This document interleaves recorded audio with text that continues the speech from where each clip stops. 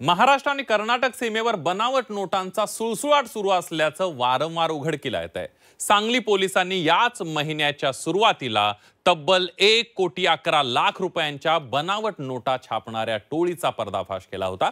या नोटा कोल्हापुरात छापल्याचं समोर आलं होतं। ही घटना ताजी असतानाच कोल्हापूर जिल्ह्यातल्या उदगावात बनावट नोटांच्या रॅकेटचा पर्दाफाश करण्यात आलाय। बघूया। कोल्हापूर जिल्ह्यात बनावट नोटांचा पेव।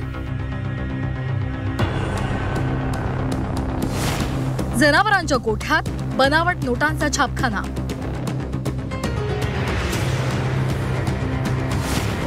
बनावट नोटा छापणाऱ्या टोळीचा पर्दाफाश।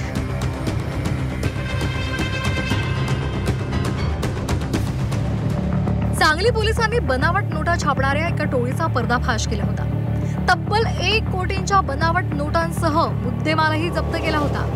ही घटना ताजी असतानाच आता कोल्हापुरातल्या शिरोळ तालुक्यातल्या उदगावात बनावट नोटांच्या रॅकेटचा जयसिंगपूर उपविभागीय पोलिसांनी पर्दाफाश केलाय। उदगाव ते चिंचवाड रोडवर असणाऱ्या जनावरांच्या गोठ्यामध्ये या बनावट नोटांची छपाई चालत होती। तब्बल 68,400 रुपयांच्या बनावट नोटा जप्त केल्या।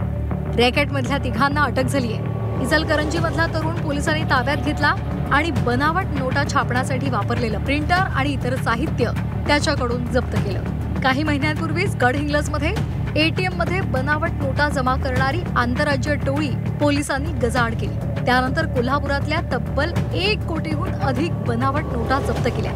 आता शिरोळमध्ये बनावट नोटांच्या रॅकेटचा पर्दाफाश केला। सदरची माहिती मिळताच आम्ही उपविभागीय पोलीस अधिकारी जयसिंगपूर यांना ती माहिती देऊन कारवाई करण्याकरता एक पथक त्या ठिकाणी त्यांनी स्थापन केलं आणि त्या पथकानं कारवाई करून जवळजवळ 68,000 रुपयांच्या 100 रुपयांच्या नोटा जप्त केलेल्या आहेत।